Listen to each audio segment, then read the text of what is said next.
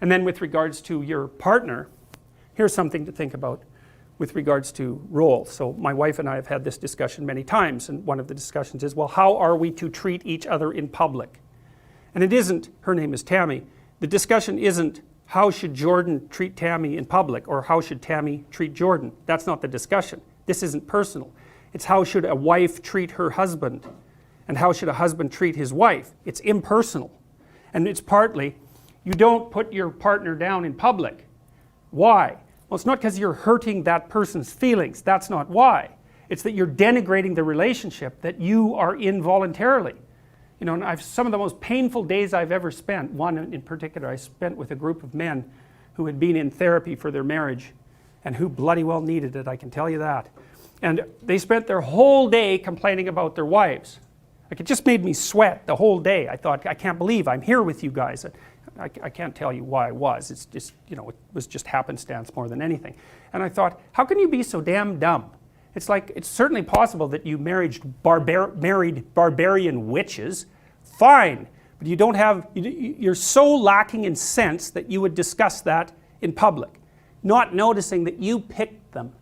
So basically all you're doing is holding up a sign and waving it constantly that says, I'm an idiot, right? And so, well, back to responsibility. You have a responsibility to those whom you love and are obligated to ensure that they manifest themselves in a manner that's most beneficial to them over the long run. Now, you have the same responsibility, I would say, to yourself, but you'll have blind spots. Other people have to help you with that. But so the rule is, you know, you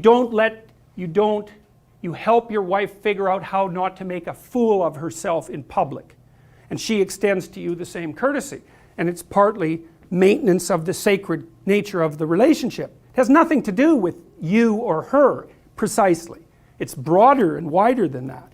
Okay, so then that's two levels of responsibility. Child, partner, next level of responsibility. You're asked at your workplace to undergo unconscious bias retraining. And you say yes. It's like, okay, you've just admitted that you're a bigot, right? Because you're acting it out. It's like, I'm a racist bigot, obviously I need to be retrained. And so you might say, well, I'm not going to make a fuss about it, right? Or I've been told to do it. Or maybe you agree with it, fine. And if you agree with it, no problem. You can make a case for it. I think it's a weak and appalling case, personally, but you can make a case for it. You could say, well, you know, I am interested in my biases and how to rectify them, and like, fair enough, you know, people are biased. But if you object to it and you don't say anything, then you're complicit. And then it's on you. And you know, like, A causes B and C, and B causes C and D, and so forth. The thing it doesn't always, but it has this tendency to expand. And you'll come home angry and upset, and you'll go to the training program and you'll think this is ridiculous, because that is what you'll think in all likelihood, and you won't say anything. But it eats at you. Well, you've abrogated your responsibility. And then you might say, well, so then that's how the community becomes corrupt. That's how the community starts to be corrupt, is that people turn a blind eye to emergent pathology when they know it's pathological. That's exactly what the Egyptian story says. Osiris is overcome by Seth because he's willfully blind. Willfully blind, which means he knows, but refuses to, he knows, quote, his predator detection systems have gone off. Monster. Well, then you're supposed to look, okay, exactly what sort of monster is this? Well, it doesn't have wings, it doesn't have a tail, you know. You cut it down into you cut it from the monster that it could be into the monster that it is. That's the first step. And then you take the appropriate steps. And then you also notice the other monsters, because here's something to think about. You're going to pay a price for speaking up, but you're going to pay a price for not speaking up. So it's like monsters on the right, monsters on the left. Pick the ones you want to battle with. If you decide not to make your stand, you weaken yourself. If you do it 100 times, then even if the monster was only this big, now you're this big, it's going to eat you. You know, when it was this big, you probably could have kicked it across the room. It's too late for that. You've capitulated and capitulated. You know, and so what you've done, and this is a way to think about it from a Jungian perspective, this is what Jung was trying to get at when he was talking about alchemy. It's like the thing that pops up to object to you is this incredibly complex entity. It's the entire world encapsulated in the event. If you interact with it, you unpack it. You differentiate your sense of the world, and you gather new skills. Let's say we're having a conversation, and it's flowing melodically, and all of a sudden I say something, and there's a disjunction, right? You're offended by it. There's some negative emotion that comes up, or you know, maybe I've said something to impress you or to be arrogant, and you respond badly. It's like we've got this melodic thing going on. It's a consensual frame, and something pokes itself up to put a disjunction in the conversation. It's like, well, that's where the information is. It's like something went wrong, something didn't work out, I'm not looking at the world properly, or I don't know you well enough, or as well as I thought. There's something there, and if I have any sense, I'm going to focus my attention on that. Like, not obsessively or anything like that, but that's where all the information is. Because as long as what we're doing is working, then we both know enough already. As soon as what we're doing together isn't working, then that's instant evidence that there's something about us that needs to be updated. And you might think, well, that's a terrible thing, and the answer is yes, of course it is. It's a terrible thing, but it's also the thing, and this is the next stage of the development of this, let's call it universal morality. It's like the universal morality might be found in the answer to the question, what should you do when you make a mistake? Now, one answer is catastrophic dissolution.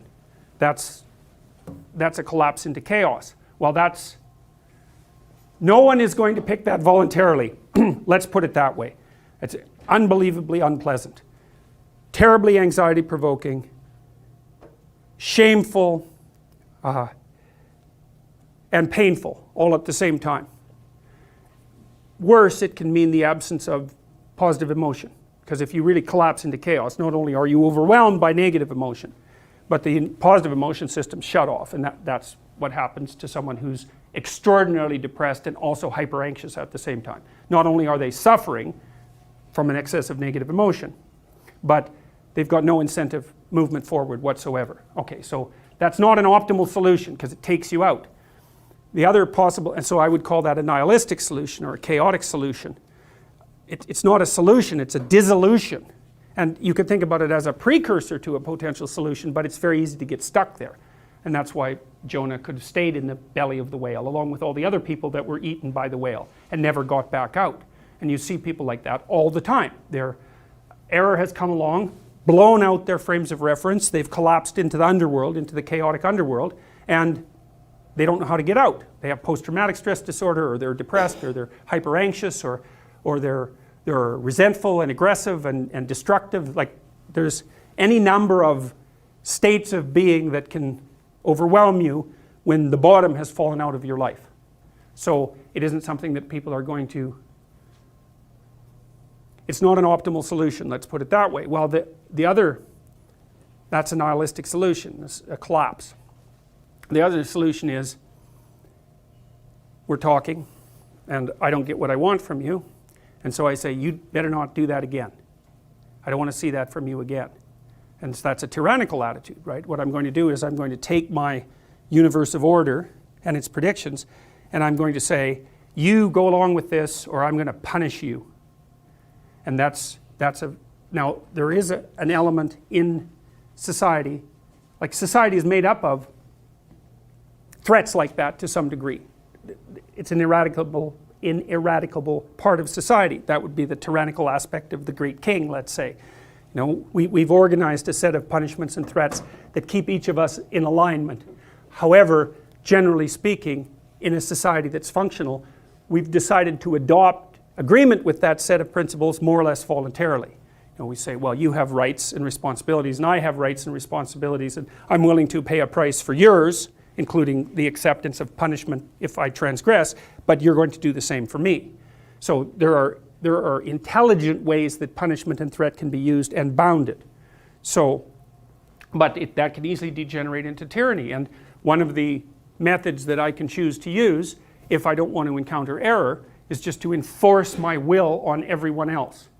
And I think when that happens, personally and in the family and in the community and in the state all at the same time, then you get the emergence of a tyranny.